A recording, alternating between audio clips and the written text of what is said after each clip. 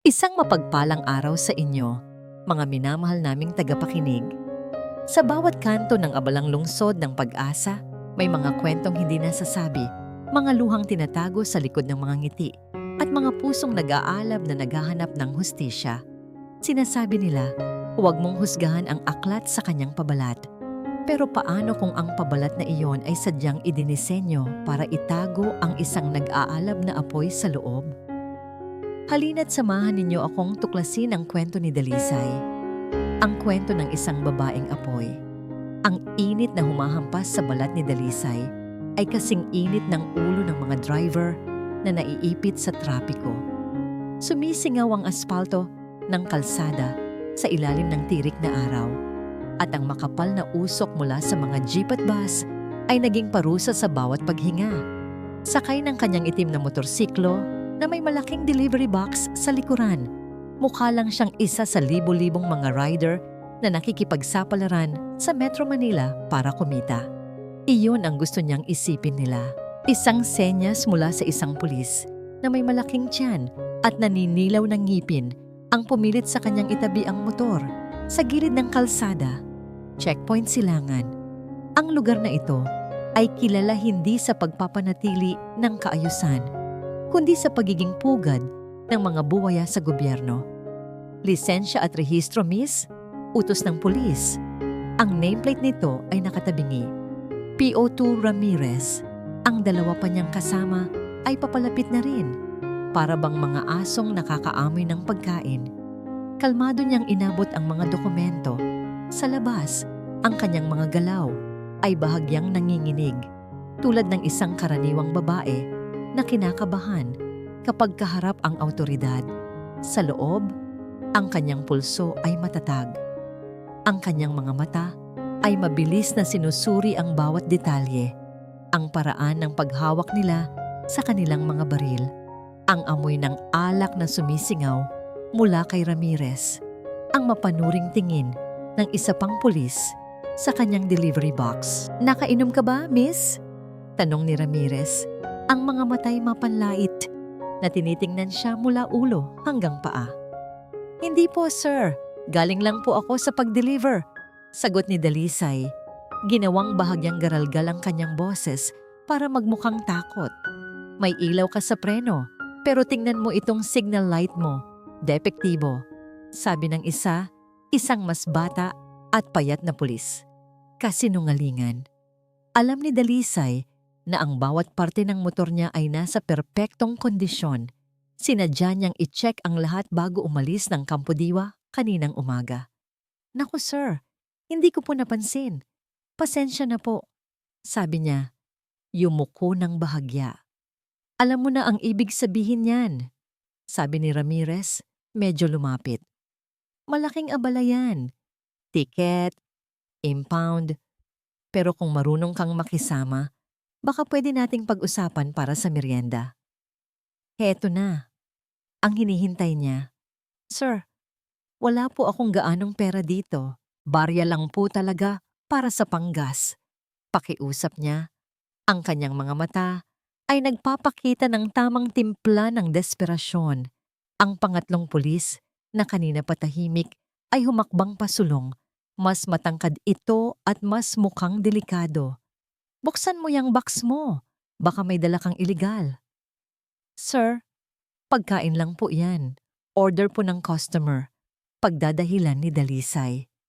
"Sinabi ng buksan mo," sigaw ng matangkad na pulis, at bigla nitong hinawakan ng mahigpit ang kanyang braso.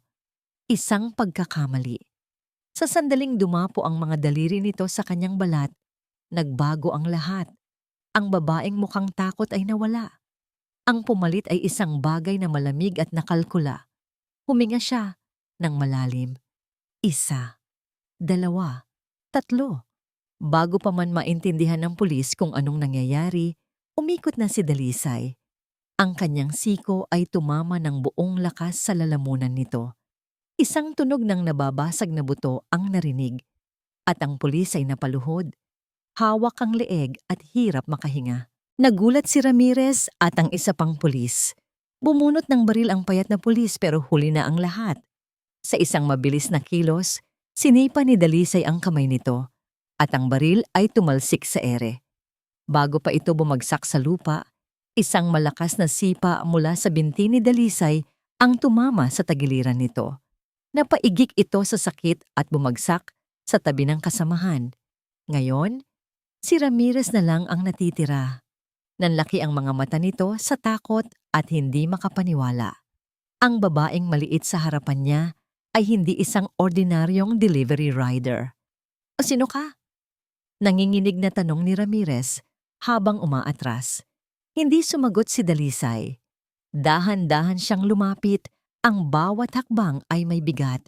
Ang kanyang mga mata, na kanina'y puno ng takot, ay ngayon ay parang 2 piraso ng yelo na nagliliyab. Si Ramirez, sa kanyang pagkasindak, ay sumugod na parang toro. Iniwasan lang ni Dalisay ang kanyang suntok. Hinawakan ang braso nito at sa isang iglap ay ipinilipit ito sa likod. Isang malutong na tunog ang narinig at isang sigaw ng matinding sakit mula kay Ramirez. Pinaluhod niya ito sa tabi ng 2 pa niyang kasamahan. Ang lahat ay nangyari sa loob lamang ng wala pang 10 segundo. Ang mga tao sa paligid ay nakatulala. Ang dating maingay na kalsada ay biglang natahimik. Kalmado si Dalisay na kinuha ang kanyang cellphone mula sa bulsa. Hindi ito ordinaryong cellphone. Ito ay isang encrypted na aparato ng gobyerno. Nag-dial siya ng isang numero. Agent Malyari reporting, sabi niya. Ang kanyang boses ay malamig at professional. Wala na ang anumang bahid ng panginginig. Nasa checkpoint silangan ako. Kumagat na ang pain. May sumagot sa kabilang linya. Isang boses ng lalaki na puno ng pag-aalala. Lisa, I told you to wait for my signal. Sumuong ka na naman ng mag-isa. Hindi pinansin ni Dalisay ang sermon. Tumingin siya sa 3 pulis na ngayon ay nakahandusay sa lupa at dumadaing sa sakit. Bantugan, ipadala mo na ang team. Tapos na ang trabaho ko dito. Bago pa man makasagot si Bantugan, ibinaba na niya ang tawag. Tumingin siya sa paligid, sa mga mata ng mga taong hindi makapaniwala. Sa isang iglap, ang imahe niya bilang isang kaawa-awang biktima ay nabura. At ang nakikita nila ngayon ay isang anghel ng paghuhukom, isang babaeng apoy. Ang pinto ng opisina ni Bantugan ay bumukas ng malakas at ang tunog nito ay umalingaw-ngaw sa tahimik na pasilyo ng Kampodiwa. Pumasok si Dalisay na parang isang buhawi.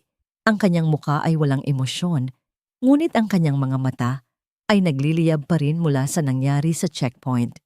Nakatayo si Bantugan sa likod ng kanyang mesa, nakasandal. Ang mga braso ay nakakrus sa kanyang dibdib. Ang kanyang mukha ay isang maskara ng pagkadismaya at pag-aalala. Protocol, Lisa. Binali mo ang protocol.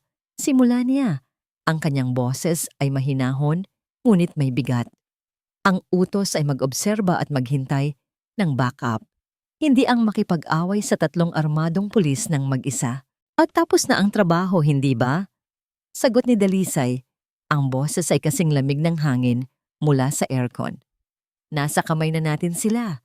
Nakakuha tayo ng impormasyon. Ano pa ang problema? Itinapon niya ang kanyang susi ng motor sa isang upuan. Ang problema ay ikaw. Itinuro siya ni Bantugan. Ang kanyang kahinahunan ay biglang naglaho. Ang problema ay yang pagiging padalos-dalos mo. Hindi ito isang laro, Dalisay. Ang mga taong binabangga natin ay hindi ordinaryong kriminal. Paano kung may nangyari sa'yo? Paano kung hindi ka sinuwerte? Pero sinuwerte ako, giit niya. Dahil alam ko ang ginagawa ko. Huwag mo akong ituring na parang isang baguhan, Banti. Mas matagal na akong nakikipaglaro sa mga demonyo kaysa sa inaakala mo. Isang sandali ng katahimikan ang namagitan sa kanila. Tinitigan siya ni Bantugan at sa isang iglap, nakita ni Dalisay ang isang bagay na mas malalim sa mga mata nito. Hindi lang galit, kundi takot. Takot para sa kanya. Ngunit mabilis niya itong iwinaksi sa kanyang isipan. Hindi niya kailangan ng awa o pag-aalala. Ang kailangan niya ay hustisya. This isn't about your skills, Lisa. This is about trust, about being a team. Sabi ni Bantugan, bumalik sa pagiging kalmado. Hindi mo kayang gawin ito ng mag-isa. Panoorin mo ako. Sagot ni Dalisay. Ang kanyang mga salita ay isang hamon. Tumalikod siya at lumabas ng opisina, iniwan si Bantugan na napabuntong hininga na lang sa pagkadismaya. Ang biyahe pauwi sa kanyang maliit na apartment ay tila isang pagtakas. Ang ingay ng lungsod ng Pag-asa ay unti-unting napapalitan ng mas tahimik na mga kalye. Pagpasok niya sa kanyang apartment, ang amoy ng nilulutong sinigang ang sumalubong sa kanya. Ang init at pamilyar na amoy na yon ay tila isang yakap. "Nandyan ka na pala, anak," sabi ni Yaya Ginhawa, isang matandang babae na may malumanay na ngiti at mga matang nakakita na ng maraming taon. Lumabas ito mula sa kusina. May hawak na sandok. "Sakto ang dating mo. Halika't kumain ka muna." Sa harap ni Yaya Wawa, ang armor ni Dalisay ay unti-unting natutunaw. Dito, hindi siya si Agent Malyari, ang astig na operatiba ng CIDG. Dito, siya lang si Lisa, isang babaeng pagod. "Salamat po, Yaya," sabi niya, at umupo sa maliit na mesa. Inilapag ni Yaya Ginhawa ang isang mangkok ng mainit na kanin at sinigang sa harap niya. Napansin ng matanda ang isang maliit na galos sa kanyang braso. "Ay nako, may bago ka na namang pasalubong," malungkot na sabi ni Yaya. "Hindi ka ba marunong mag-ingat, Lisa?" Ngumiti lang si Dalisay ng pilit. Kung alam lang ni Yaya. Pagkatapos kumain, pumasok siya sa kanyang kwarto. Ang kwarto niya ay simple lang. Isang kama, isang aparador, at isang maliit na mesa. Dito nakatago ang lahat ng multo ng kanyang kahapon. Umupo siya sa gilid ng kama at binuksan ang ilalim na drawer ng kanyang mesa. Kinuha niya mula roon ang isang lumang kahon. Dahan-dahan niya itong binuksan. Sa loob, may mga litrato. Ang unang litrato ay nagpapakita ng isang masayang pamilya. Isang lalaking nasa kalagitnaan ng edad, nakasuot ng uniforme ng pulis. Buong pagmamalaking karga ang isang batang babae na may malaking laso sa buhok. Ang batang babae ay tumatawa at ang tawa nito ay tila naririnig pa rin ni Dalisay sa kanyang isipan. Ang kanyang ama, si Agustin Malyari, at ang kanyang munting anghel, si Ulila. Ang alaala ay mainit at masaya. Ang amoy ng leather mula sa sapatos ng kanyang ama, ang maliliit na kamay ni Ulila na humahawak sa kanyang daliri, ang halakhak na pumupuno sa kanilang munting bahay. Isang buhay na ninakaw sa kanya.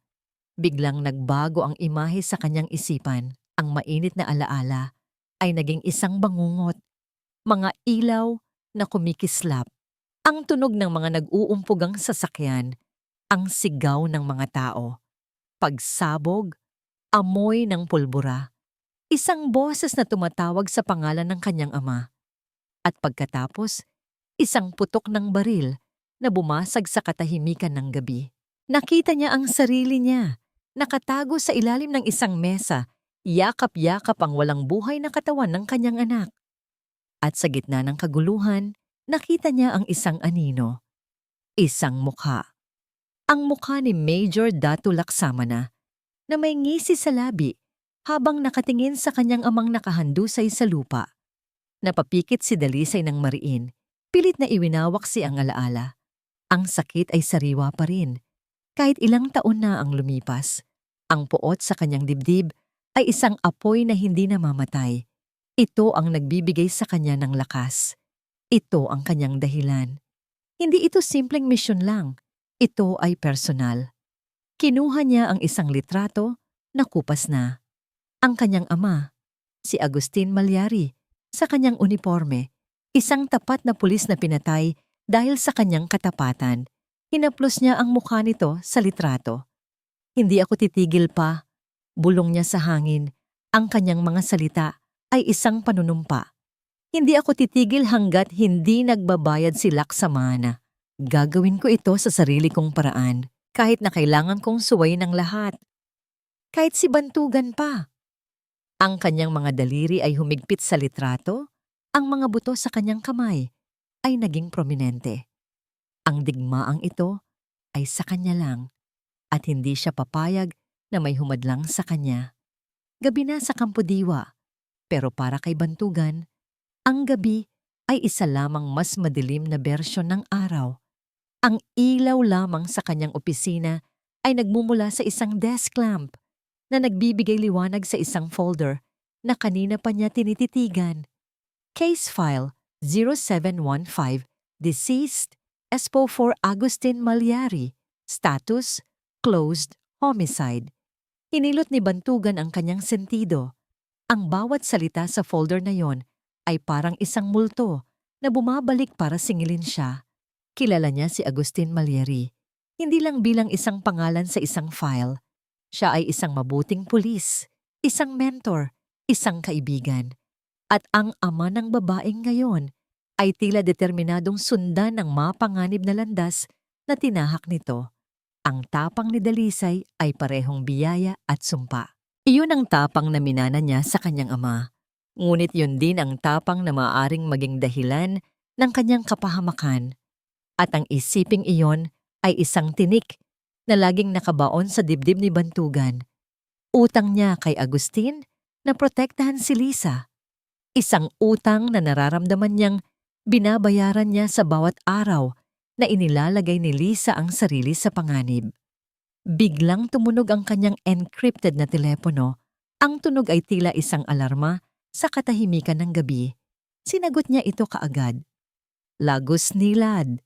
Sir, sabi ng boses sa kabilang linya. Isang informant na matagal na niyang hawak.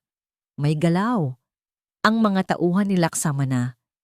May meet-up sila sa isang abandonadong bodega sa Pier 12. Ngayon na, mukhang malaking transaksyon. Nanigas ang panga ni Bantugan. Bodega, gabi. Isang perpektong lugar para sa isang patibong. Salamat. Manatili kang ligtas. Sabi niya at ibinaba ang tawag. Ang unang pumasok sa isip niya ay si Dalisay. Alam niyang nakikinig ito sa lahat ng communications. Alam niyang sa sandaling marinig nito ang pangalan ni Laksamana. Kikilos ito. At alam niyang gagawin nito iyon ng mag-isa. Mabilis niyang tinawagan ang numero ni Dalisay. Pagkatapos ng ilang ring, sumagot ito. Ang boses ay alerto. Lisa, narinig ko, Banti. Pier 12, sabi nito kaagad. Walang paligoy-ligoy. Huwag, mariing sabi ni Bantugan. Huwag kang kikilos, Lisa. That's an order. Maghintay ka ng team. Maghintay ka sa akin. Isang maikling katahimikan. Wala tayong oras. Baka makatakas sila. Mas mahalaga ang buhay mo kaysa sa kahit anong impormasyon. Halos pasigaw na, sabi ni Bantugan. Understood, Agent Malyari? Narinig niya ang isang buntong hininga sa kabilang linya. Understood? Sir. At pagkatapos ay ibinaba nito ang tawag, hindi naniwala si Bantugan. Kilala niya si Dalisay. Ang pagsang-ayon na yon ay masyadong madali. Masyadong mabilis. Tumayo siya at kinuha ang kanyang tactical vest. Team Alpha, gear up! May pupuntahan tayo! Sigaw niya sa kanyang intercom. Habang nagmamadali siyang lumabas, iisa lang ang nasa isip niya. Sana mali ako. Sana sa pagkakataong ito, sumunod siya. Ngunit sa kaibuturan ng kanyang puso, alam niyang huli na siya. Ang hangin sa Pier 12 ay maalat at malamig.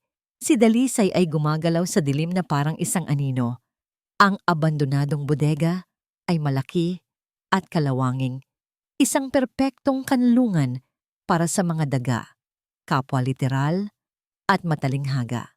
Nakatanggap siya ng parehong impormasyon, ngunit hindi siya maghihintay.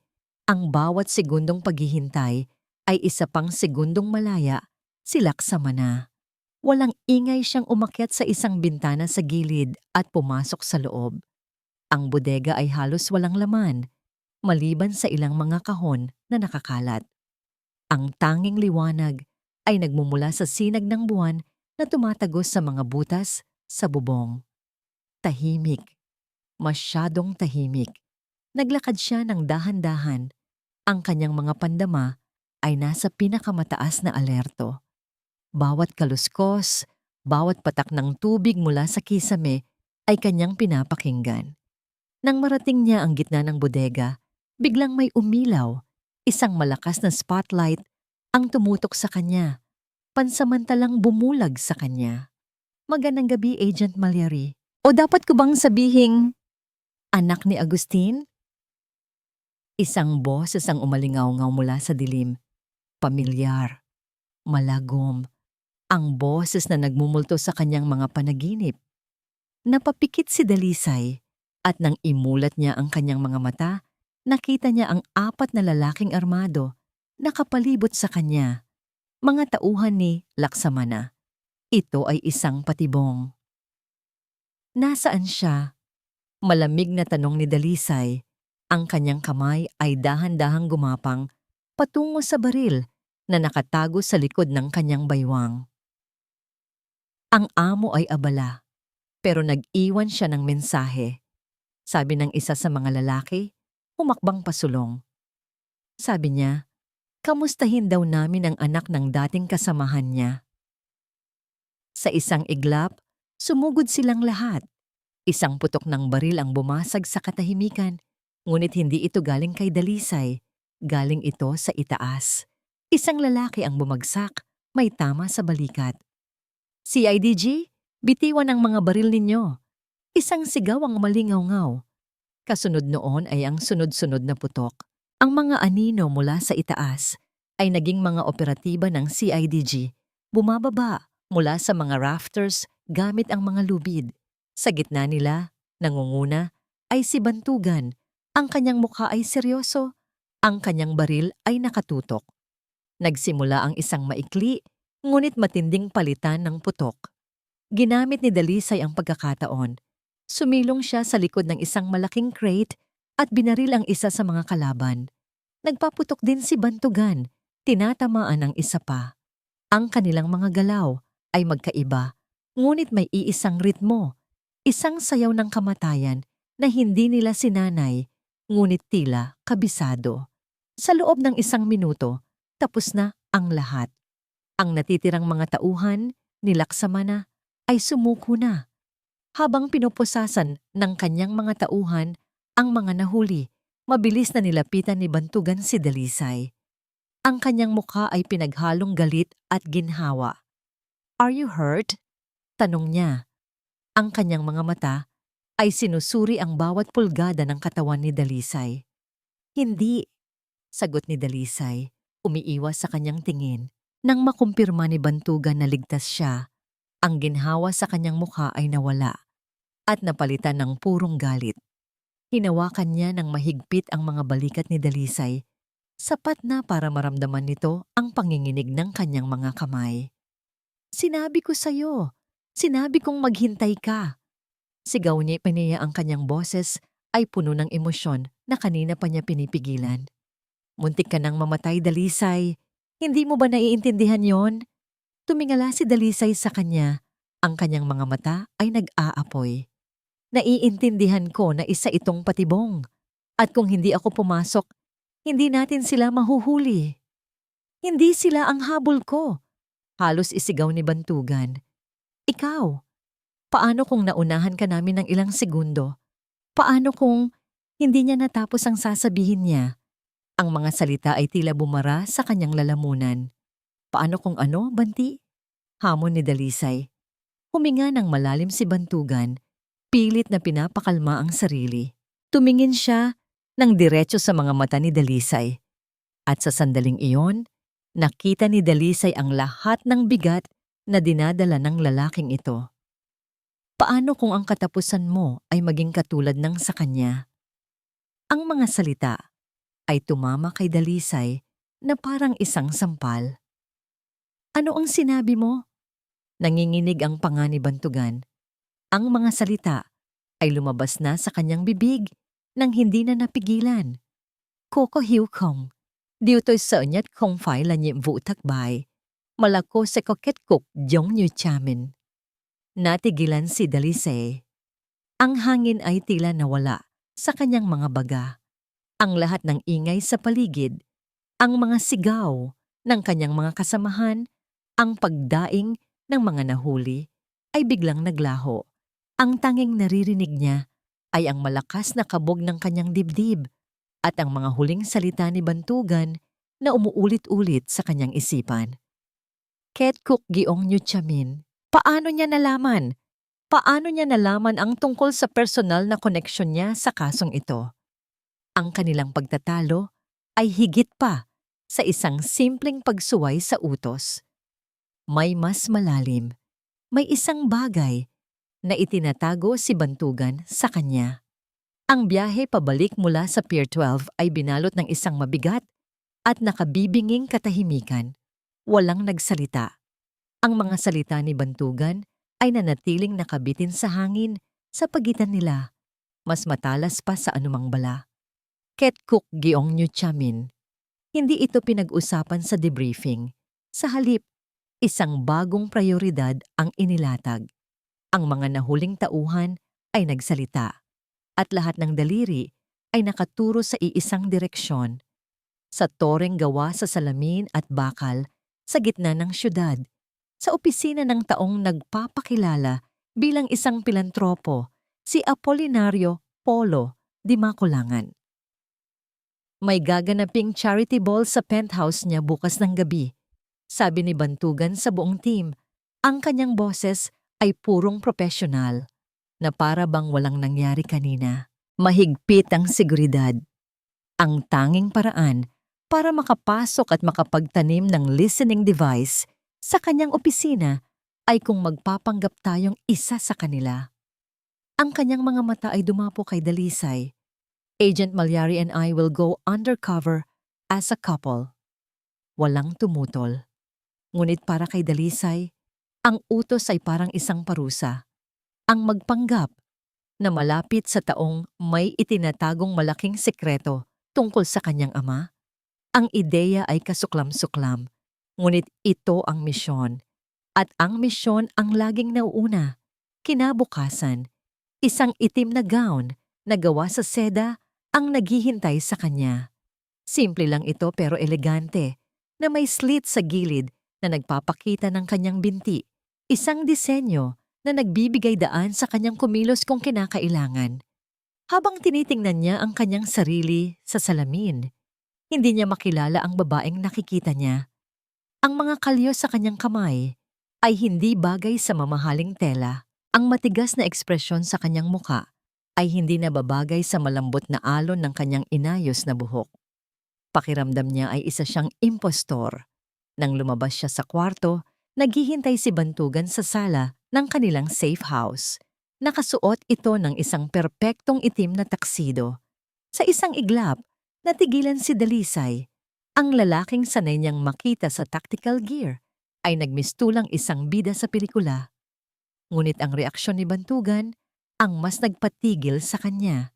Natigilan ito nang makita siya. Ang kanyang profesional na maskara ay bahagyang gumuho. Ang kanyang mga mata ay lumaki ng bahagya. At sa isang segundo, nakita ni Dalisay ang isang bagay na hindi niya inaasahan. Paghanga. Mabilis itong bumalik sa kanyang sarili. Handa ka na? Tanong nito. Ang boses ay bahagyang namamaos. The car is waiting. Tandaan mo, Lisa, walang pagkakamali. Mata ng lahat ay nasa atin. Ang charity ball ay eksakto sa kanyang inaasahan. Isang dagat ng mga pekeng ngiti, mamahaling alahas, at mga bulungan tungkol sa pera at kapangyarihan. Ang tunog ng isang string quartet ay pumupuno sa hangin, kasama ang kalansing ng mga baso ng champagne. Si Dalisay ay humawak sa braso ni Bantugan. Ang kanyang katawan ay tensyonado. Relax. Bulong ni Bantugan. Ang kanyang hininga ay malapit sa kanyang tainga. You belong here as much as they do. Maya-maya, ang demonyo mismo ang lumapit sa kanila. Si Apolinario di Maculangan ay may daladalang aura ng kapangyarihan. Ang kanyang ngiti ay magiliw, ngunit ang kanyang mga mata ay malamig at mapanuri. Mr. Lagusnilad, I'm glad you could make it. Sabi ni Dimakulangan, nakipagkamay kay Bantugan. Ang kanyang tingin ay bumaling kay Dalisay. And you must be the lovely Hiraya. Ginamit ang kanilang pekeng pangalan. Isang karangalan na magkaroon ng ganitong kagandahan sa aking tahanan. Hinalikan nito ang likod ng kanyang palad. Naramdaman ni Dalisay ang pagnanasang bawiin ng kanyang kamay, ngunit pinilit niyang ngumiti. Ang karangalan po ay amin, Mr. Dimakulangan. Pagkaalis nito, huminga ng malalim si Dalisay. Ang kanyang opisina ay nasa pasilyo sa kanan. Bulong niya, masyadong maraming bantay. Sagot ni Bantugan, kailangan natin ng diversion. Hintayin mo ang hudyat ko. Biglang nagbago ang musika. Isang mabagal na waltz ang nagsimulang tumugtog. Nakita ni Dalisay ang mga mag-asawa na pumunta sa dance floor. Ito na, sabi ni Bantugan. Inilahad nito ang kanyang kamay. May I have this dance? Walang pagpipilian si Dalisay. Hinayaan niyang akayin siya ni Bantugan papunta sa gitna. Ang isang kamay nito ay humawak sa kanyang baywang at ang isa naman ay mahigpit na humawak sa kanyang kamay. Ang init mula sa kanyang palad ay tila tumagos sa kanyang balat. Napilitan siyang tumingin sa mga mata nito sa ilalim ng mga kumikinang na chandelier. Sa gitna ng maraming tao, pakiramdam nila ay silang dalawa lang. Ano pa ang hindi ko alam, Banti? Bulong ni Dalisay. Ang kanyang mga salita ay halos hindi marinig sa gitna ng musika. Ang tanong ay, matagal nang gustong kumawala sa kanya. Ang mga mata ni Bantugan ay dumilim. Hindi ito ang tamang oras, Lisa. Kailan ang tamang oras? Giit niya. Kapag patay na ako tulad niya? Ang pagkakahawak ni Bantugan sa kanyang baywang ay humigpit. Hindi mangyayari yon hanggat nandito ako. Ang kanyang mga salita ay isang pangako. Ang opisina ay malinis na ngayon habang nakatingin ang lahat sa atin. Bulong nito. Sa susunod na ikot, bibitawan kita. Mayroon kang 30 segundo. Gaya ng sinabi nito, sa isang perpektong tiyempo, bahagya siyang itinulak ni Bantugan sa isang pag-ikot. Ginamit ni Dalisay ang pagkakataon. Mabilis at tahimik siyang nawala sa karamihan. Sa loob ng opisina, ang kanyang puso ay kumakabog ng malakas. Mabilis niyang idinikit ang maliit na device sa ilalim ng mesa ni Dimakulangan at bumalik sa dance floor bago pa man may makapansin. Bumalik siya sa mga braso ni Bantugan na para bang walang nangyari. Nang matapos ang gabi at pasakay na sila sa kotse, ang adrenaline ay nagsimulang mawala. Matagumpay ang misyon. Magaling ang ginawa mo, sabi ni Bantugan. Ang kanyang boses ay mahina. Nakatayo sila sa ilalim ng isang madilim na ilaw sa parking lot. Napansin ni Bantugan ang isang hibla ng buhok na nalaglag sa mukha ni Dalisay. Dahan-dahan, itinaas niya ang kanyang kamay at inayos ito. Ang kanyang mga daliri ay bahagyang dumampi sa kanyang pisngi. Ang simpleng kilos na yon ay nagpatigil sa paghinga ni Dalisay. Sa isang sandali, ang lahat ng hinala at galit ay nawala. Ang natira na lang ay ang kuryenteng dumaloy sa pagitan nila. Biglang tumunog ang telepono ni Bantugan. Sinisira ang sandali. Sinagot niya ito. Ang kanyang tingin ay hindi pa rin inaalis kay Dalisay. Lagos nilad. Ano? Sigurado ka ba? Biglang nagbago ang ekspresyon sa mukha ni Bantugan. Naging seryoso. Tumingin ito sa kanya at alam na ni Dalisay na may masamang nangyari. Anong sabi? Tanong niya. Ibinaba ni Bantugan ang tawag. May nakuha tayo sa interogasyon ng mga tauhan ni Laksamana. May narinig sila sa usapan. Laksamana was talking about an old partner of Agustin Malyari. Ang biyahe pabalik sa Campo Diwa ay parang isang prosesyon ng mga multo.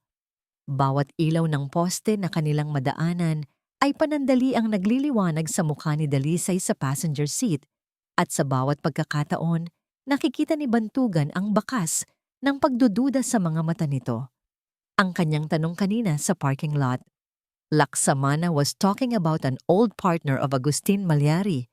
ay nanatiling isang bombang hindi pa sumasabog sa pagitan nila. Pagdating sa tech room, ang buong team ay nakapalibot na sa isang malaking monitor. Ang audio file mula sa listening device na itinanim ni Dalisay ay nililinis na para marinig ng malinaw. Okay, play it, utos ni Bantugan. Ang unang bahagi ng recording ay puro ingay lang ng party. Ngunit pagkatapos ng ilang minuto, dalawang boses ang naging malinaw. Si Di Makulangan at si Laksamana. Naging magulo sa checkpoint silangan, sabi ng boses ni Laksamana. Mga walang kwentang tauhan, sagot ni Di Makulangan. Ang boses ay iritado. Siguraduhin mong malinis ang lahat ng kalat. Ayokong madawit ang pangalan ko dito. Walang problema, boss. Pero may isa pa tayong dapat alalahanin, sabi ni Laksamana. Ang huling hibla na nag-uugnay sa atin sa nakaraan. Ang dating kasamahan ni Agustin Malyari, ang rookie na nakakita ng lahat. Akala ko ba'y naayos na yan? Nawala siya. Biglang nag-transfer. Ngayon, may naririnig akong bumalik na siya. Kailangan natin siyang mahanap at patahimikin bago pa siya magsalita. Isang malamig na kuryente ang gumapang sa buong katawan ni Bantugan. Naririnig niya ang sarili niyang sentensya ng kamatayan. Ang rookie na nakakita ng lahat. Siya yon. Tumingin siya kay Dalisay. Nakatitig ito sa speaker, ang kanyang panga ay naninigas. Ang kanyang mga mata ay nag-aapoy sa bagong determinasyon.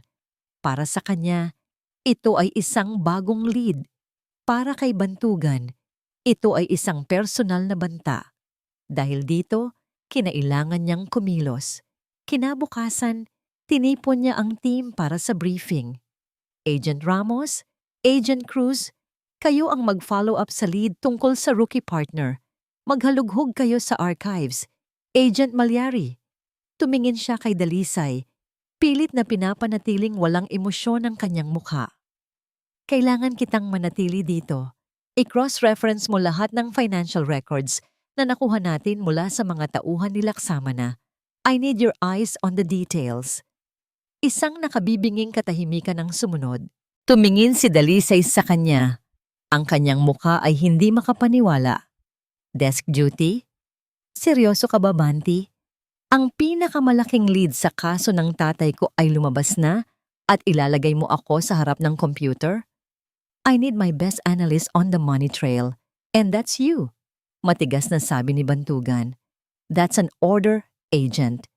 Nakita niya ang sakit at pagkadismaya sa mga mata ni Dalisay bago ito napalitan ng isang malamig na pader. Yes, sir. Sagot nito, ang bawat pantig ay puno ng sarkasmo. Tumalikod ito at naglakad papunta sa kanyang mesa nang walang karagdagang salita. Sa sumunod na mga araw, naging ganito ang kanilang sistema. Ibinibigay ni Bantugan ang lahat ng field missions sa iba. Si Dalisay ay binigyan niya ng mga tila importanteng gawain na nagkulong sa kanya sa loob ng kampo. Naging malayo siya, formal. Palaging tinatawag itong Agent Malyari. Umaasa siyang sa ganitong paraan, mailalayo niya ito sa kapahamakan. Ngunit ang bawat kilos niya para protektahan ito ay tila lalo lang nagtutulak dito palayo at nagtatanim ng mas malalim na pagdududa. Napansin niya itong madalas na nag-overtime, ngunit hindi financial records ang tinitingnan nito. Isang gabi, habang pauwi na sana siya, nakita niya ang isang mahinang ilaw mula sa record section. Dahan-dahan siyang sumilip. Nakita niya si Dalisay, nakaupo sa harap ng isang terminal, ang kanyang mukha ay naliliwanagan ng screen. Tinitingnan nito ang mga lumang police archives. Nag-access ito sa database ng Manila Police District. Precinct 7, Personnel Roster, Year 2008. Nanigas si Bantugan sa kanyang kinatatayuan. Alam na niya kung ano ang hinahanap nito at alam niyang malapit na niya itong mahanap. Pakiramdam niya ay unti-unti siyang sinisikil ng mga pader. Kinabukasan, ang tensyon sa pagitan nila ay halos nasasalat na. Bawat sulyap ni Dalisay sa kanya ay puno ng tanong na hindi masabi. At bawat pag-iwas niya ay isang kumpirmasyon sa mga hinala nito. Hapon na nang bumalik si Bantugan sa kanyang opisina, pagod mula sa isang operasyon. Pagbukas niya ng pinto, naroon si Dalisay. Nakatayo sa gitna, naghihintay. Walang mga folder, walang computer, tanging siya lang. "Anong kailangan mo, Agent Malyari?" tanong niya. Pilit na pinapanatili ang formalidad. Hindi ito sumagot. Sa halip, may inilapag ito sa kanyang mesa, isang lumang personnel file na halatang kinuha mula sa archives. Ang pangalan sa taas ay nakasulat sa malalaking letra, Malyari Agustin, at sa ilalim ng listahan ng mga kasamahan sa team, naka-highlight ang isang pangalan, PO1, Bantugan Lagos Nilad. Ngunit hindi iyon ang nakapagpatigil sa paghinga ni Bantugan. Kinuha ni Dalisay ang isang bagay mula sa kanyang bulsa. Isang maliit at kupas na litrato na nakita niyang nakatago sa pinakailalim na drawer ng kanyang mesa. Isang bagay na akala niya'y walang sino mang makakahanap. Inilapag niya ito sa ibabaw ng file. Ang litrato ay nagpapakita ng isang mas batang Agustin Malyari, nakangiti at nakaakbay sa isang bagitong pulis na payat pa. Ang rookie ay mukhang nahihiya, ngunit masaya, puno ng pangarap. Ang rookie na yon ay siya. Tumingin si Dalisay sa kanya. Ang kanyang mga mata ay walang luha, ngunit puno ng sakit at pakiramdam ng pagkakanulo. "Sino ka ba talaga, Bantugan?" tanong niya. Ang kanyang boses ay mahina, ngunit matalim, na tumusok ng diretso sa puso ni Bantugan. Ang hangin sa loob ng opisina ni Bantugan ay tila naubos. Ang tanging naririnig ni Dalisay ay ang malakas na pagtibok ng sarili niyang puso na parang isang martilyong pumupukpok sa kanyang dibdib. Nakatayo siya roon, ang kanyang mga kamay ay nakakuyom sa kanyang gilid habang hinihintay ang sagot sa tanong na bumago sa lahat. Tinitigan ni Bantugan ang litrato sa kanyang mesa, ang nakangiting mukha ng kanyang ama at ang batang bersyon ni Bantugan, ang ebidensya ng isang nakaraang hindi niya alam na umiral. Nang mag-angat ito ng tingin, ang lahat ng pader na itinayo nito sa paligid niya ay gumuho. Ang nakita ni Dalisay sa mga mata nito ay hindi ang kanyang komander, kundi isang lalaking hinahabol ng mga multo. "Umupo ka, Lisa," sabi ni Bantugan. Ang kanyang boses ay pagod at basag. "Gusto kong manatiling nakatayo," sagot niya. Ang kanyang tono ay matigas. Hindi niya ito pagbibigyan ng kahit anong kahinaan. Hindi ngayon. Napabuntong hininga si Bantugan. Tumalikod ito sa kanya at tumingin sa bintana, sa papalubog na araw sa lungsod ng Pag-asa. "Bagong salta lang ako noon, sa Precinct 7.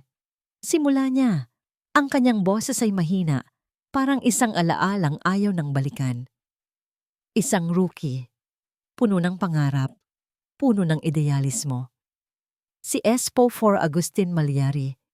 Siya ang kumuha sa akin sa ilalim ng kanyang pakpak. Siya ang nagturo sa akin kung paano maging tunay na pulis. Mabuti siyang tao, Lisa. Ang pinakamabuting pulis na nakilala ko." Bawat papuri nito sa kanyang ama ay parang isang patalim na lalong sumusugat sa puso ni Dalisay. Kasinungalingan. May iniimbestigahan siyang kaso noon, patuloy ni Bantugan. Isang sindikato ng droga. Ngunit habang lumalalim siya, nalaman niyang hindi lang mga kriminal ang sangkot. May mga matataas na opisyal, mga pulis na katulad namin. Isa na doon ang bata. Bata pa lang noon na si Datu Laksamana. Dito na nagsimulang manginig ang mga kamay ni Dalisay. Sinubukan siyang pigilan ng mga tao. Tinakot siya. Pero matigas ang ulo ng tatay mo. Ang sabi niya, ang tama ay tama, kahit nag-iisa ka pa. Bago ang gabing iyon, ang gabing nangyari ang aksidente, kinausap niya ako. Humarap si Bantugan sa kanya.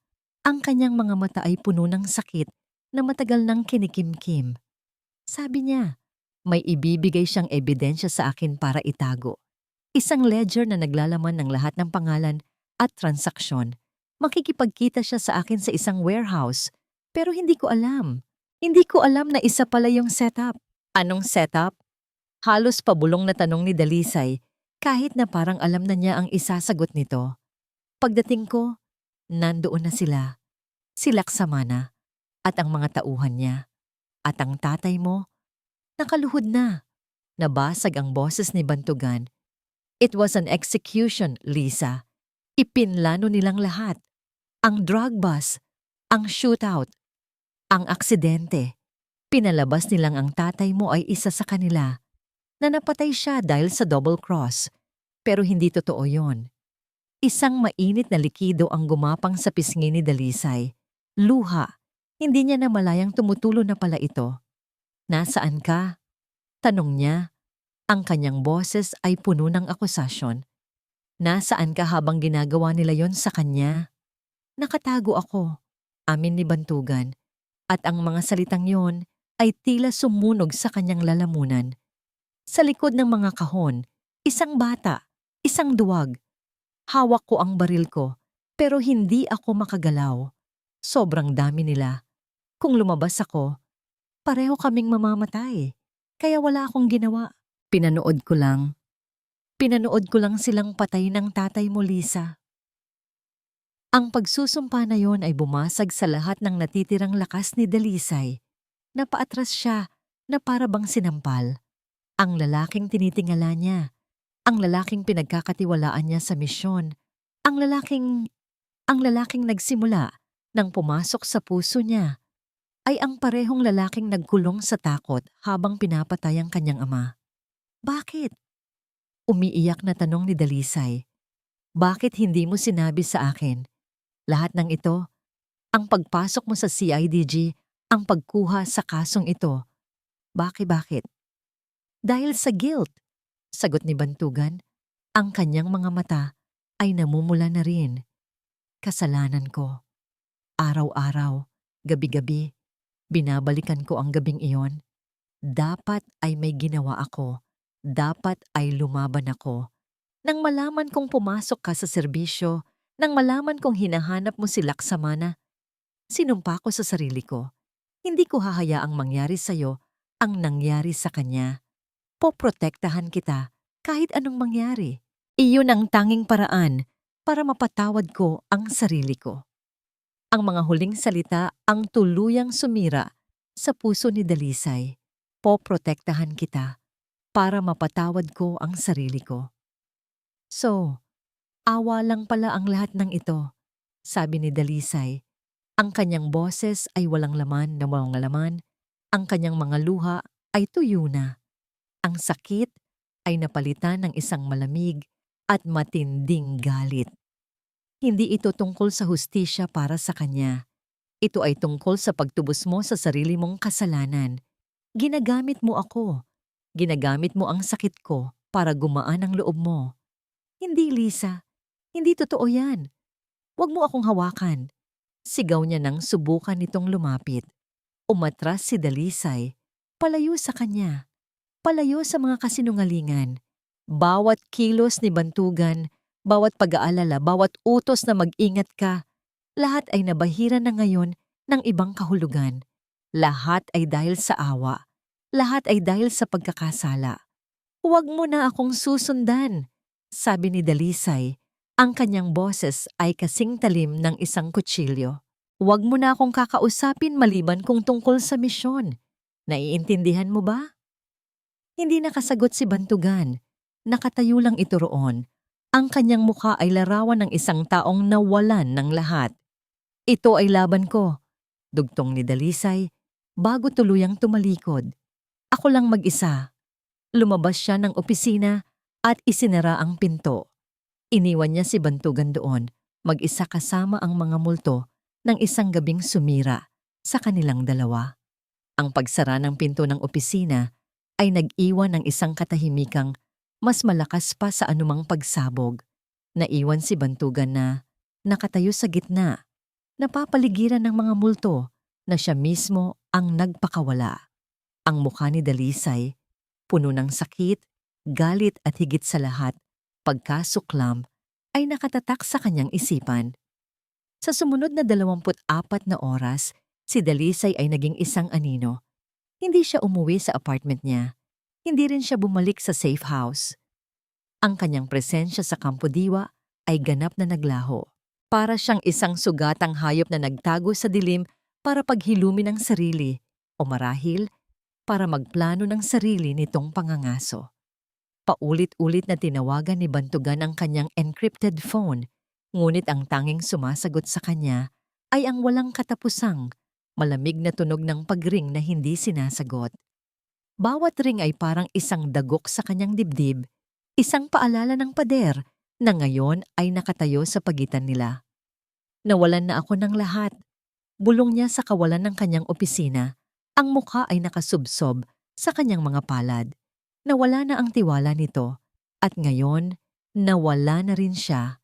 Ang bigat ng kanyang pagkakasala ay hindi kailanman naging ganito kabigat. Sa isang sulok ng lungsod ng Pag-asa, sa isang maingay na kapihan na hindi niya kailanman pinupuntahan, nakaupo si Dalisay. Isang tasang malamig na kape ang nasa harap niya, hindi nagagalaw. Ang kanyang isipan ay isang magulong bagyo. Sinubukan niyang mag-isip, magplano ng susunod na hakbang. Paano niya haharapin si Laksamana ng mag-isa? Paano niya babanggain si Dimakulangan ng walang backup? Ngunit ang bawat plano ay napuputol. Ang bawat estratehiya ay nabubura ng isang imahe. Ang mukha ni Bantugan habang umaamin. Ang sakit ng katotohanan ay mas matindi pa sa anumang pisikal na sugat na natamo niya. Ang pagtataksil ay mas masakit kaysa sa bala. Paano niya nagawang pagkatiwalaan ito? Paano niya nagawang hayaan ang sarili niyang makaramdam? Ang kahinaang iyon ang magpapahamak sa kanya, kaya't isinara niya ang kanyang puso. Mula ngayon, wala nang tiwala, wala nang kahinaan. Siya na lang mag-isa. Samantala, sa isang marangyang penthouse na may tanawin ng buong syudad, isang tawag ang natanggap ni Major Datu Laksamana. "Boss," sabi ng boses sa kabilang linya. Isang tiktik na nakatanim sa loob ng CIDG. May lamat sa pagitan nila Gusnilad at Malyari. Hindi sila nag-uusap at si Malyari nawawala. Wala sa radar. Isang ngisi ang gumuhit sa mga labi ni Laksamana habang pinapaikot-ikot niya ang isang baso ng mamahaling alak. Perpekto. Isang lobong nahiwalay sa kawan. Isang sugatang hayop ang pinakamapanganib. Bulong ni Laksamana sa kanyang sarili. Ngunit ito rin ang pinakamadaling hulihin.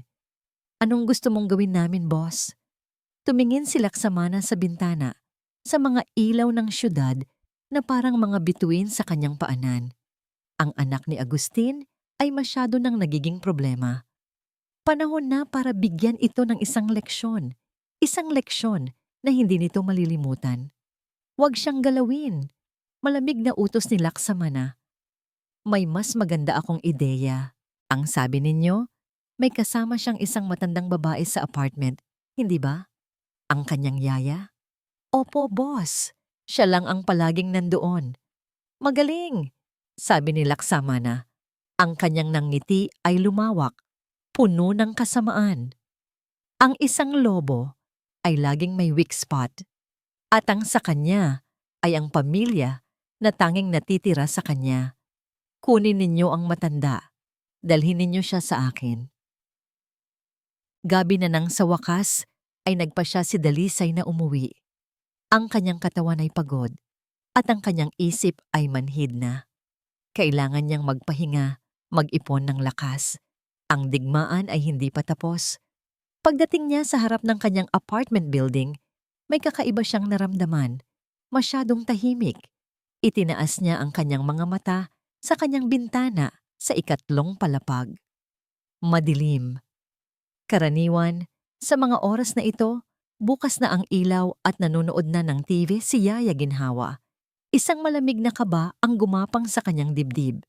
Mabilis, ngunit tahimik siyang umakyat ng hagdanan.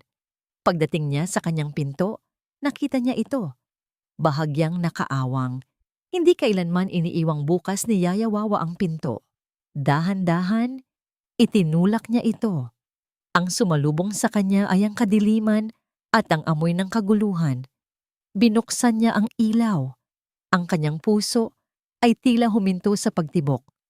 Ang kanilang munting sala ay wasak. Ang mga una ng sofa ay may mga laslas. Ang mga frame ng litrato sa pader ay nakatumba at basag. Ang mga gamit ay nakakalat sa sahig. May naghalughog, may hinahanap, o mas masahol pa, may kinuha. Yaya? Nanginginig na tawag ni Dalisay. Yaya Wawa, nandyan po kayo? Tanging ang katahimikan ng kanyang naging sagot. Pumasok siya sa maliit na kusina. Isang plato ng pagkain ang nakatakip sa mesa. Ang para sana sa kanyang hapunan. Malamig na ito. Tinakbo niya ang kwarto ng matanda. Walang tao. Ang kama ay magulo. Bumalik siya sa sala. Ang kanyang paghinga ay mabigat at mabilis. Ang kanyang mga mata ay naglilibot. Desperadong naghahanap ng kahit anong senyales. At pagkatapos, nakita niya ito. Sa ibabaw ng maliit na mesa sa gitna ng mga basag na bubog, may isang bagay na pamilyar.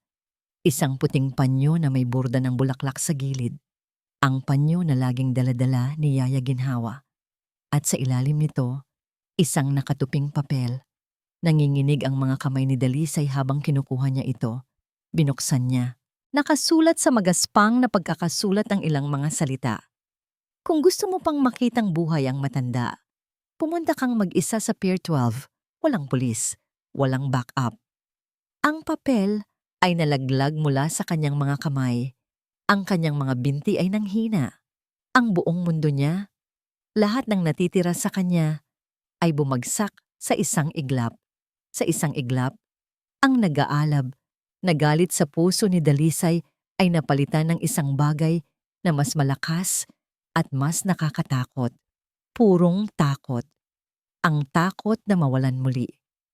Ang imahe ni Yaya Ginhawa, ang kanyang malumanay na ngiti, ang init ng kanyang mga yakap, ang amoy ng kanyang nilulutong sinigang, ay sumariwa sa kanyang isipan. Si Yaya Wawa, ang kanyang naging kanlungan, ang kanyang huling koneksyon sa isang normal na buhay na matagal nang nawala. At ngayon, kinuha rin siya sa kanya. Pumunta kang mag-isa. Ang mga salita ay umuulit-ulit sa kanyang isip.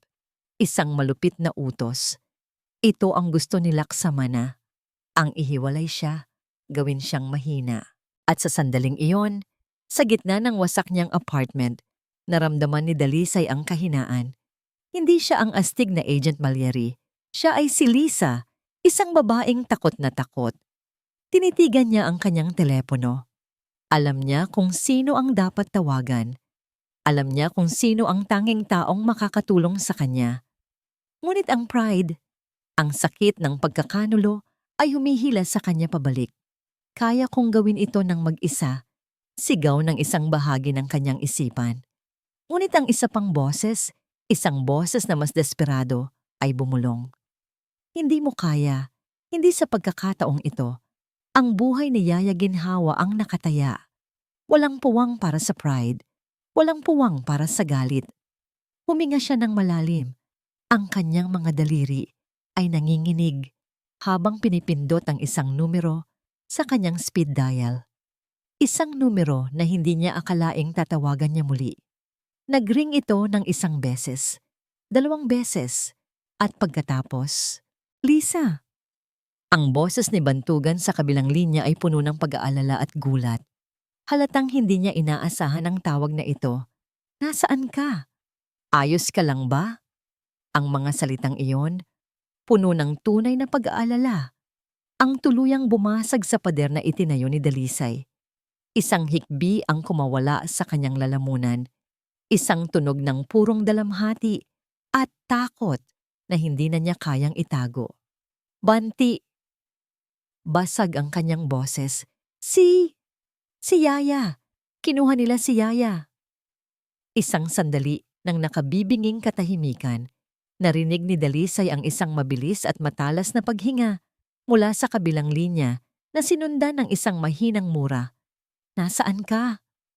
Tanong ulit ni Bantugan, ngunit sa pagkakataong ito, ang kanyang boses ay nagbago na. Wala na ang pag-aalala. Napalitan ito ng isang matigas at nakakakilabot na kalamigan.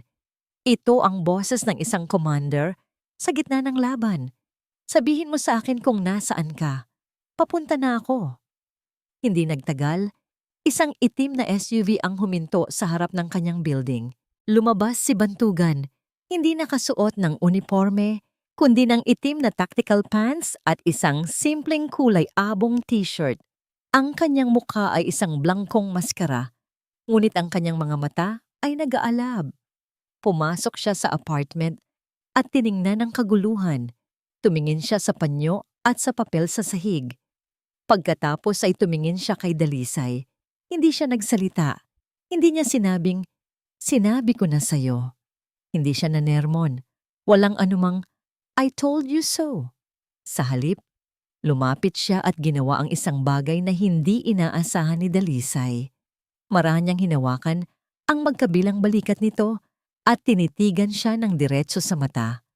Ang kanyang tingin ay matatag at puno ng isang bagay na matagal nang hindi nararamdaman ni Dalisay mula sa iba. Kasiguraduhan. "Nandito ako," sabi niya. Ang kanyang boses ay mahinahon ngunit matatag. "Hindi ka nag-iisa. Ibabalik natin siya." Ang simpleng mga salitang yon ang nagbigay kay Dalisay ng lakas na kailangan niya. Ang takot sa kanyang dibdib ay hindi nawala, ngunit hindi na ito nakakaparalisa. Napalitan ito ng determinasyon. Ang sakit ng nakaraan ay naroon pa rin, ngunit pansamantala itong isinantabi. May mas mahalagang laban na kailangan nilang harapin ngayon. "Pier 12, sabi ni Dalisay. Ang kanyang boses ay bumalik na sa dati nitong talas. Sa parehong bodega, tumango si Bantugan. Isang patibong, alam niya na pupunta ka at alam niyang tatawag ka sa akin. Gusto niya tayong pareho, dagdag ni Dalisay. Kung gayon, ibigay natin sa kanya ang gusto niya. Sabi ni Bantugan, isang mapanganib na kislap ang lumitaw sa kanyang mga mata. Mabilis silang kumilos. Ang kanilang apartment ay naging isang biglaang command center. Inilatag ni Bantugan ang isang blueprint ng Pier 12 sa mesa. Ang kanilang mga galaw ay mabilis at may kahusayan. Ang alitan sa pagitan nila ay nawala. Napalitan ng isang perpektong pagkakaintindihan na isinilang mula sa desperasyon at isang layunin. "May 3 posibleng pasukan," sabi ni Dalisay, itinuturo ang mapa. "Ang main gate, ang bintana sa gilid na ginamit ko, at isang service tunnel sa likod na ginagamit para sa mga kargamento. Masyadong halata ang main gate at ang bintana. Doon sila mag-aabang," sabi ni Bantugan. "Ang tunnel ang gagamitin natin. Kailangan nating kumilos ng mabilis at tahimik. 4 na minuto. Iyon lang ang meron tayo bago malaman nilang nandoon na tayo." Habang naghahanda sila ng kanilang mga gamit, baril, communication devices, flashbangs, isang bagong uri ng koneksyon ang nabuo sa pagitan nila. Hindi na ito koneksyon ng isang komander at ng kanyang ahente o ng isang lalaki at isang babae. Ito ay ang koneksyon ng 2 mandirigma, 2 kaluluwang nasugatan na natagpuan ng lakas sa isa't isa. Bago sila umalis, huminto si Bantugan sa may pinto. Humarap siya kay Dalisay. "Lisa," sabi niya, ang kanyang boses ay seryoso. "Ano man ang mangyari mamaya, gusto kong malaman mo, hindi awa ang dahilan kung bakit ako nandito. Nandito ako dahil sa'yo." Hindi sumagot si Dalisay, ngunit sa kanyang mga mata, isang bagay ang nagbago. Isang maliit na kislap ng tiwala, ang muling nabuhay mula sa mga abo. Tumango siya. "Tara na." Humarap si Bantugan sa kanya. Ang kanyang mukha ay isang maskara ng bakal na determinasyon. Tumingin siya kay Dalisay at sinabi ang mga salitang magtatak sa kanilang pagsasamahan.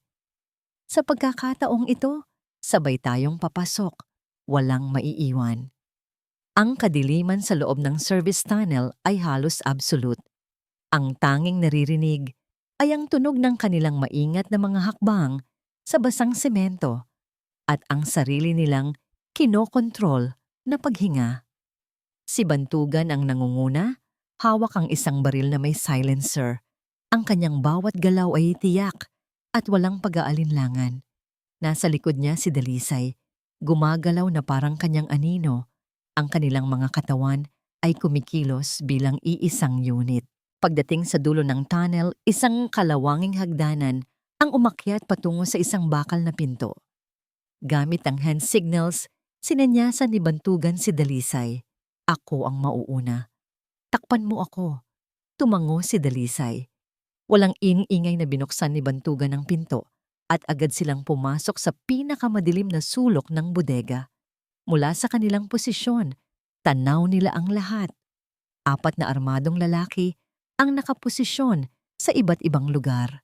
At sa gitna, sa ilalim ng isang nag-iisang bumbilya, nakaupo sa isang silya si Yaya Ginhawa, nakatali at may takip ang bibig.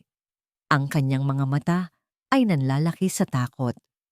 Sa tabi niya, nakatayong parang isang hari sa kanyang trono ay si Major Datu Laksamana. May hawak na radyo. Wala pa ba siya? Tanong ni Laksamana sa radyo. Ang boses ay iritado. Ang usapan ay mag-isa. Ang puso ni Dalisay ay tumibok ng mas mabilis sa galit. Huminga siya ng malalim para pakalmahin ang sarili. Tumingin siya kay Bantugan. Nagtama ang kanilang mga mata at sa isang tingin lang, nagkaintindihan na sila. Sinenyasan ni Bantugan, 2 sa kanan, 2 sa kaliwa. Sabay tayo. Ibinaba ni Bantugan ang kanyang daliri. 3, 2, 1. Sabay silang kumilos. 2 halos hindi marinig na tunog ng baril na may silencer ang pumunit sa katahimikan. Ang 2 bantay na pinakamalapit sa kanila ay bumagsak ng walang ingay. Bago pa man makapag-react ang 2 pang natitira, sumugod na si Dalisay mula sa dilim. Sinipa niya ang baril mula sa kamay ng isang lalaki at sa isang mabilis na pag-ikot, ang kanyang siko ay tumama sa sentido nito. Bumagsak ito na parang isang sako ng bigas. Samantala, si Bantugan ay nakipagbuno sa huling bantay. Isang maikling palitan ng suntok, isang mabilis na pagpilipit sa braso, at ang lalaki ay napaluhod na, sumisigaw sa sakit. Ang lahat ay nangyari sa loob ng 10 segundo. Natigilan si Laksamana. Ang kanyang mukha ng kumpiyansa ay napalitan ng gulat at galit. Bumunot siya ng baril at itinutok ito sa ulo ni Yaya Ginhawa. "Huwag kayong lalapit!" Sigaw niya. "Isang galaw niyo lang, tatapusin ko tong matanda." Laksamana, tapos na ang laro. Kalmadong sabi ni Bantugan. Ang kanyang baril ay nakatutok ng diretso sa noo ng Major. "Sumuko ka na!" Ngumisi si Laksamana. Isang ngangisi ng isang demonyo. Tumingin siya kay Dalisay. "Anak ka nga ng ama mo, matapang at hangal. Huwag mong babanggitin ang pangalan niya," mariing sabi ni Dalisay. Ang kanyang boses ay nanginginig sa pinipigilang galit. Ang kanyang baril ay nakatutok din kay Laksamana. "Bakit hindi?" Pangaasar ni Laksamana. Ang duwag na si Agustin. Akala niya kaya niyang baguhin ang sistema. Akala niya ang katapatan niya ang magliligtas sa kanya. Tingnan mo kung saan siya dinala niyon. Sa ilalim ng lupa. At ikaw, susunod ka sa kanya. "Binitiwan mo na siya, Laksamana," sabi ni Bantugan. Sinusubukang kunin ang atensyon nito. Ngunit ang mga mata ni Laksamana ay nakatutok lamang kay Dalisay. "Nakita mo ba ang mukha niya noong gabing iyon, Dalisay?" Ang pagmamakaawa sa kanyang mga mata. Hindi lang para sa sarili niya, kundi para sa'yo. At sa maliit mong, "Tumahimik ka!" sigaw ni Dalisay. Ito ang diversion na hinihintay ni Bantugan. Sa sandaling nag-iba ang focus ni Laksamana, isang maliit na senyas ang ibinigay niya kay Dalisay. Sa isang iglap, nagpaputok si Bantugan, ngunit hindi kay Laksamana. Binaril niya ang kadenang nakasabit sa itaas na may hawak sa isang malaking net ng mga kargamento. Isang malakas na kalabog ang narinig at ang net ay bumagsak sa pagitan nila ni Laksamana. pansamantalang humaharang sa paningin nito. Ginamit ni Dalisay ang pagkakataon. Umiikot siya sa gilid. Mabilis na tinakbo ang distansya. Bago pa man makapag-adjust si Laksamana, nandoon na siya. Hindi niya ginamit ang kanyang baril, ito ay personal. Hinawakan niya ang kamay ni Laksamana na may hawak na baril at ipinilipit ito ng buong lakas. Isang malutong na tunog ng nabaling buto ang narinig. Bumitaw si Laksamana sa baril. Sumisigaw sa sakit. Sinundan ito ni Dalisay ng isang sipa sa tuhod na nagpaluhod sa kanya. Habang nakaluhod si Laksamana, tinanggal ni Bantugan ang pagkakatali kay Yaya Ginhawa at dinala ito sa isang ligtas na sulok. "Okay lang po kayo, Nay," sabi niya. Nakatayo ngayon si Dalisay sa harap ng lalaking sumira sa kanyang buhay. Ang kanyang kamao ay nakakuyom, handang tapusin ang lahat. Tinitigan niya ang mukha ni Laksamana, ang mukha na nakita niya sa kanyang mga bangungot. Ang galit sa loob niya ay gustong kumawala. Ngunit pagkatapos, naramdaman niya ang isang kamay sa kanyang balikat. Si Bantugan. "Huwag, Lisa," mahinang sabi nito. "Hindi ka katulad niya. Huwag mong hayaang talunin ka niya sa ganitong paraan." Tumingin si Dalisay kay Bantugan. Pagkatapos ay kay Laksamana na dumura ng dugo sa sahig. Huminga siya ng malalim.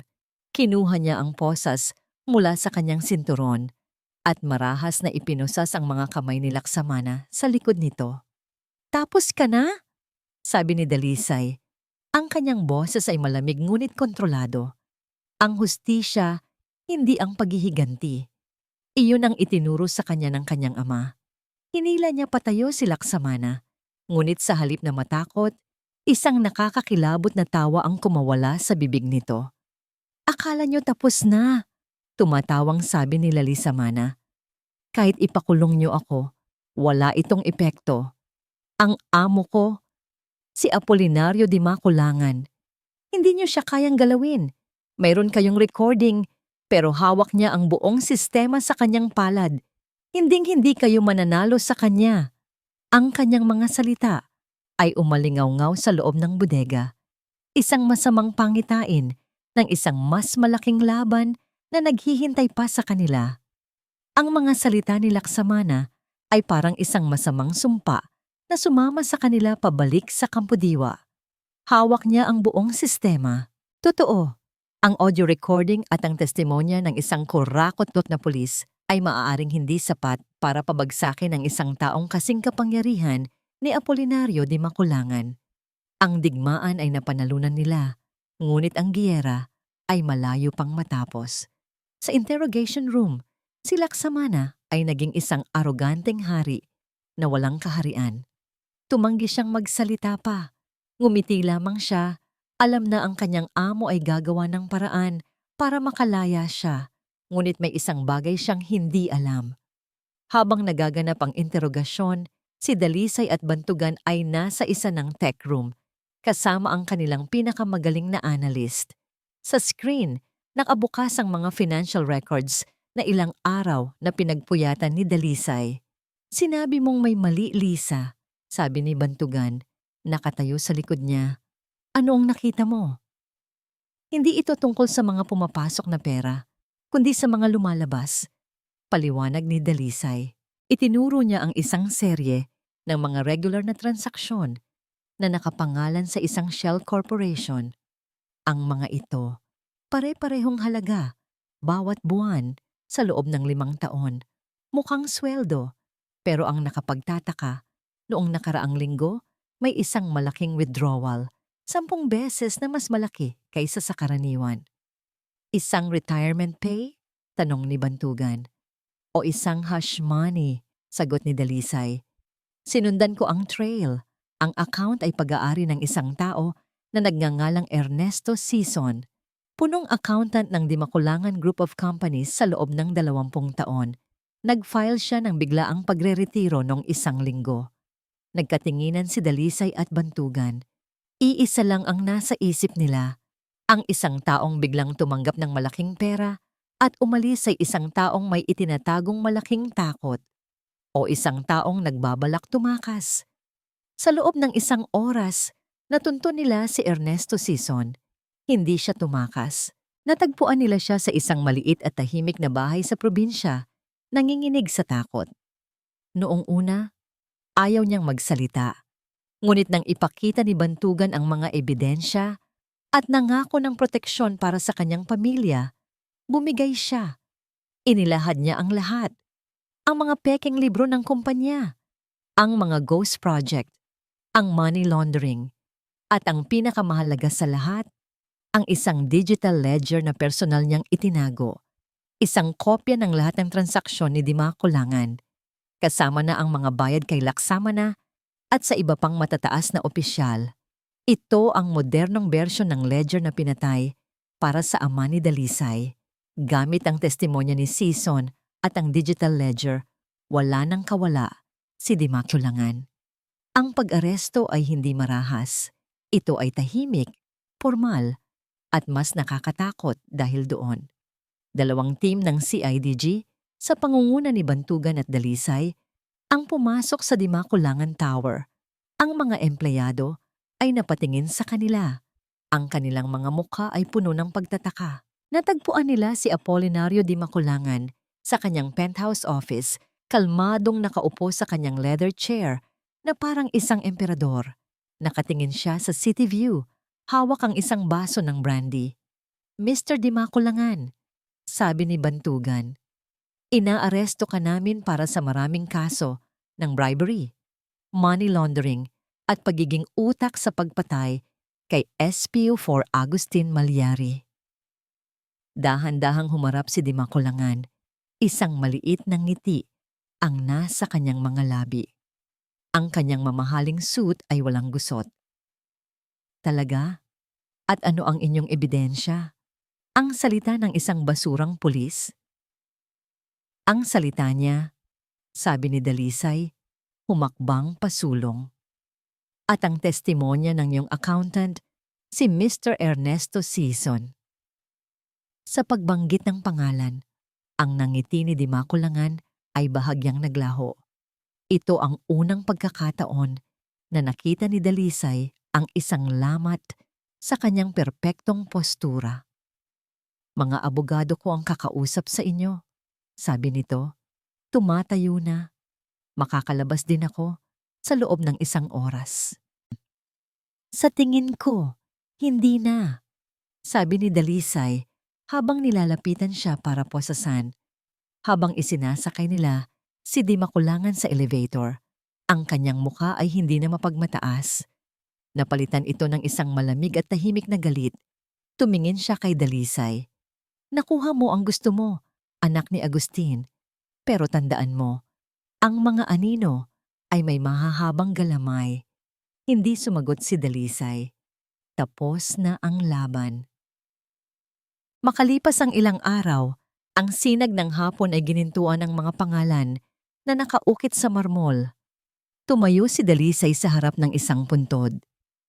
Agustin V. Malyari, isang bayani, isang ama.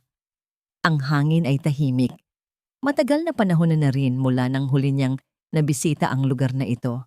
Dati, ang bawat pagbisita ay puno ng galit at pangako ng paghihiganti. Ngayon, iba na. Dahan-dahan niyang inilapag ang isang tangkay ng puting bulaklak sa ibabaw ng lapida. "Pa!" bulong niya. Ang kanyang boses ay nanginginig sa emosyon. "Tapos na po. Nakamit na natin ang hustisya."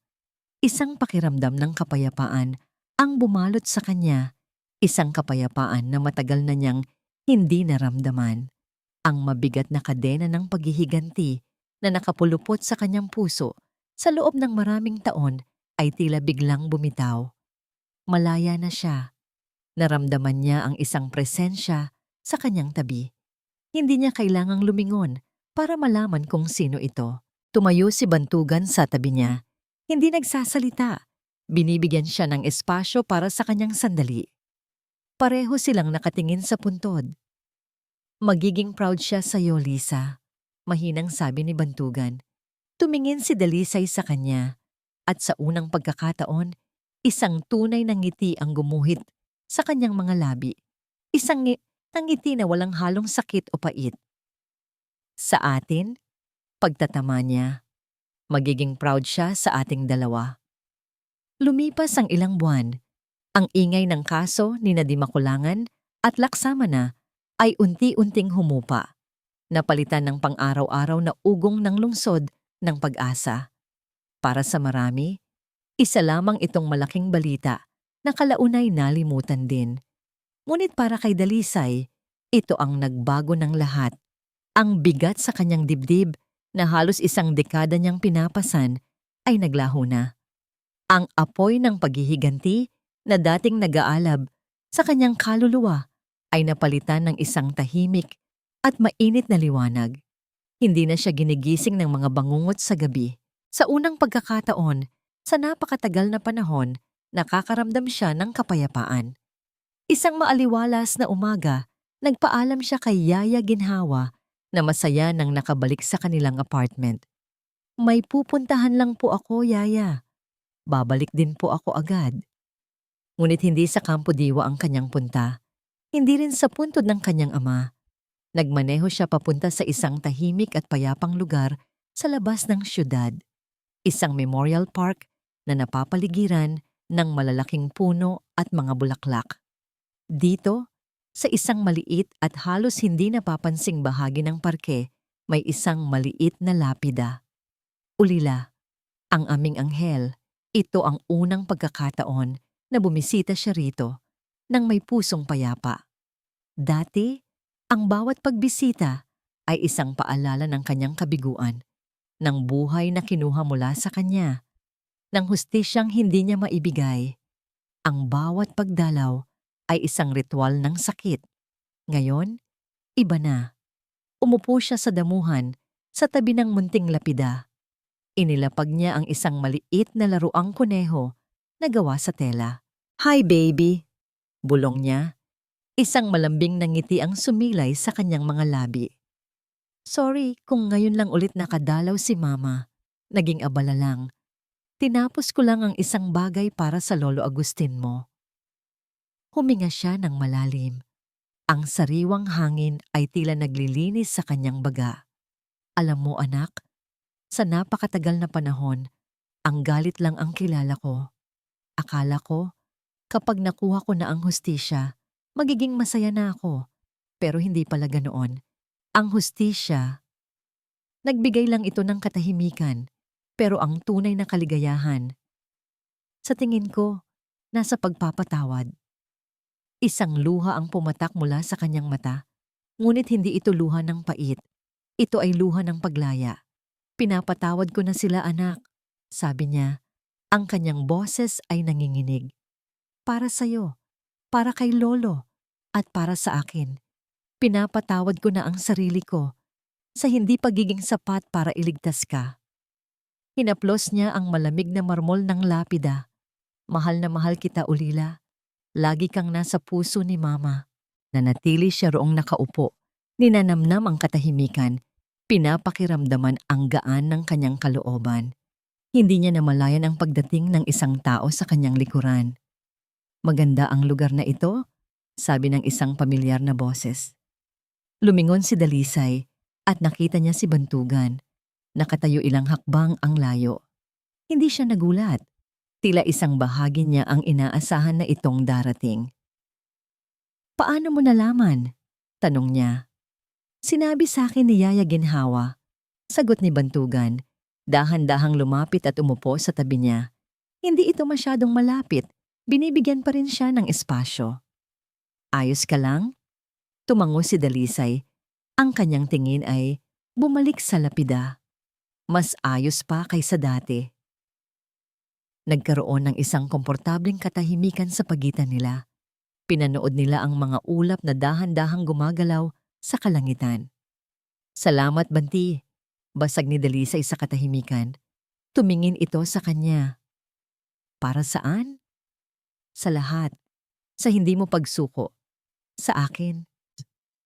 Tumingin siya ng diretso sa mga mata nito. "Mali ako. Mali ako sa pag-iisip na awa lang ang dahilan mo.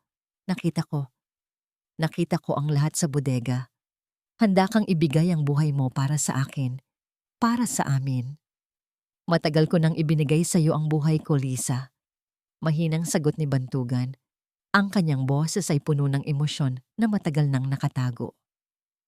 Mula pa noong araw na nakita kitang pumasok sa akademya, dala-dala ang apelyido ng tatay mo. Mula noon, alam ko na ang misyon ko ay ang bantayan ka. Ang mga salitang yon ay tumago sa puso ni Dalisay. Ito ang katotohanang matagal na niyang itinatanggi sa sarili. Dahan-dahan, inabot ni Bantugan ang kanyang kamay. Hindi ito isang kilos ng pag-aari, kundi isang imbitasyon, isang alok ng suporta. Nag-alinlangan si Dalisay sa isang iglap, ngunit nang tingnan niya ang mga mata ni Bantugan, mga matang nakakita sa kanyang pinakamasamang bersyon, ngunit nanatili pa rin, alam niyang ligtas siya. Dahan-dahan niyang inilagay ang kanyang kamay sa ibabaw ng palad nito. Magkahawak kamay silang nakaupo roon, pinapanood ang papalubog na araw.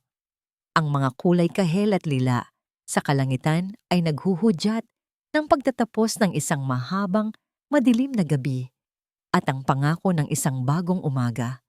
Habang nakasandal ang ulo ni Dalisay sa balikat ni Bantugan, naramdaman niya ang isang bagay na matagal na niyang kinalimutan, pag-asa. Ang paghilom ay nagsimula na, at sa pagkakataong ito, alam niyang hindi na niya kailangang harapin ang bukas ng mag-isa. Ang amoy ng bagong giniling na kape at ang mahinang tunog ng isang acoustic guitar na tumutugtog sa speaker ay pumuno sa kapehan pahinga. Ang lugar na ito ay naging kanilang kanlungan. Walang mga baril, walang mga sigawan, walang mga anino na nagtatago sa bawat sulok. Tanging ang init ng mga tasa, ang tamis ng cheesecake at ang liwanag ng hapon na tumatagos sa malaking bintanang salamin. Mula sa kanyang kinauupuan, pinanood ni Bantugan ang babaeng nasa tapat niya. Si Dalisay, si Lisa. Tumatawa ito. Hindi isang pilit na ngiti o isang sarkastikong tawa. Isang tunay, malaya at nakakahawang halakhak. Isang bagay na ikinukwento nito tungkol sa huling kalokohan ni Yaya Ginhawa sa palengke. Ang tunog ng kanyang tawa ay mas musika pa sa anumang awiting tumutugtog sa radyo. Sa sandaling iyon, nakita ni Bantugan ang babaeng matagal nang ikinubli sa ilalim ng baluti ng isang ahente at ng bigat ng isang madilim na nakaraan. Nakita niya ang babaeng marahil ay naging si Lisa kung hindi ninakaw ng trahedya ang kanyang mundo. At habang pinagmamasdan niya ito, isang pakiramdam ng lubos na kasiyahan ang bumalot sa puso ni Bantugan. Ito ang tunay na tagumpay, hindi ang pagkakakulong kay Di Makulangan o ang pagbagsak ng sindikato, kundi ito ang pagbabalik ng ngiti sa mga labi ni Dalisay. Naalala niya ang simula ng lahat. Ang kanyang misyon ay simple lang, bayaran ng isang utang. Isang utang kay Agustin Malyari, ang taong itinuring niyang pangalawang ama. Ang misyon niya ay protektahan ang anak nito, siguraduhing hindi ito magkakaroon ng kaparehong kapalaran. Ngunit sa kanilang paglalakbay, nalaman niyang mali ang kanyang pananaw. Hindi niya kailangang protektahan si Lisa mula sa mundo. Ang kailangan niya ay tumayo sa tabi nito habang hinaharap nito ang mundo. Hindi niya kailangang iligtas ito. Ang kailangan niya ay pagkatiwalaan ang lakas nito at saluhin ito kapag ito'y nadarapa. Ang pag-ibig, natutunan niya, ay hindi tungkol sa pagiging isang kalasag. Ito ay tungkol sa pagiging isang kasangga. Naalala niya ang takot sa kanyang dibdib nang makita niya itong napapaligiran sa bodega. Ang sakit sa kanyang puso nang makita niya ang pagkakanulo sa mga mata nito sa kanyang opisina. Ang determinasyon na naramdaman niya nang tawagan siya nito para iligtas si Yaya Ginhawa.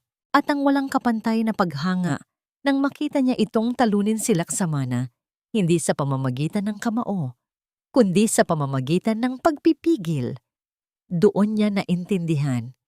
Ang tunay na pagtupad sa kanyang pangako kay Agustin ay hindi lang ang pagbibigay ng hustisya, Ito ay ang pagtulong kay Lisa na mahanap muli ang kanyang sarili, ang kanyang liwanag, ang kanyang kapayapaan, ang kanyang kakayahang magmahal at magtiwala muli.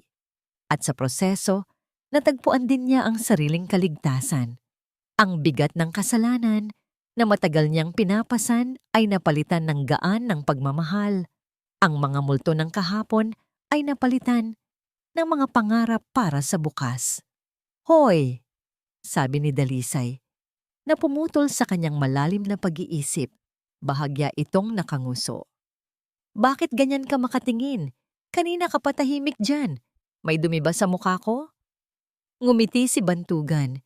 Isang ngangiting umabot hanggang sa kanyang mga mata. Inabot niya ang kamay nito sa ibabaw ng mesa. Ang kanyang mga daliri ay isiniksik sa pagitan ng mga daliri nito. Ang init ng palad nito ay pamilyar at tama. Wala, mahinang sabi niya. Iniisip ko lang. Ano ang iniisip mo? Tanong ni Dalisay. Ang kanyang mga mata ay nagtatanong, puno ng lambing. Tinitigan siya ni Bantugan. Sa mga matang iyon, nakita niya ang kanyang pahinga, ang kanyang tahanan. Iniisip ko kung gaano ako kaswerte. Isang matamis na ngiti ang sumilay sa mga labi ni Dalisay. Hindi na ito nagsalita. Hinigpitan na lamang nito ang hawak sa kanyang kamay. At sa tahimik na pag-unawang yon, sa loob ng kanilang munting kapihan ng pahinga, nagsimula ang kanilang bagong kabanata. Ang kabanata ng liwanag. At dito po nagtatapos ang kwento ni Dalisay at Bantugan. Isang kwentong nagpapaalala sa atin na ang tunay na lakas ay hindi nasusukat sa kung gaano tayo katibay na mag-isa, kundi sa ating kakayahang magtiwala at sumandal sa iba. Ang mga sugat ng nakaraan ay maaring maging mabigat, ngunit hindi ito dapat maging hadlang para mahanap natin ang liwanag at pag-ibig sa kasalukuyan. Ang pagpapatawad, lalo na sa ating mga sarili, ang unang hakbang tungo sa tunay na kapayapaan. Maraming salamat po sa inyong walang sawang pagsubaybay sa ating kwento. Naway napulutan ninyo ito ng inspirasyon at aral. Ang inyong pakikinig ang siyang nagbibigay buhay sa bawat salitang aming binibigkas. Ano pong masasabi ninyo sa kwento ni Dalisay at Bantugan? At anong uri naman ng kwento ang gusto ninyong mapakinggan sa susunod? I-comment nyo lang po sa ibaba. Gusto po naming marinig ang inyong mga saloobin. Hindi dito nagtatapos ang ating paglalakbay. Marami pa pong kwentong kasing ganda at mas puno ng aral dito sa aming channel. Kung nagustuhan nyo ang kwentong ito, i-like, i-share sa pamilya at mga kaibigan, at mag-subscribe na rin para lagi kayong updated sa mga susunod pa naming kwento. I-click nyo ang notification bell para kayo ang unang makarinig kapag may bago kaming upload. Pagpalain po kayo ng Panginoon, kayo at ang inyong buong pamilya. Hanggang sa muli!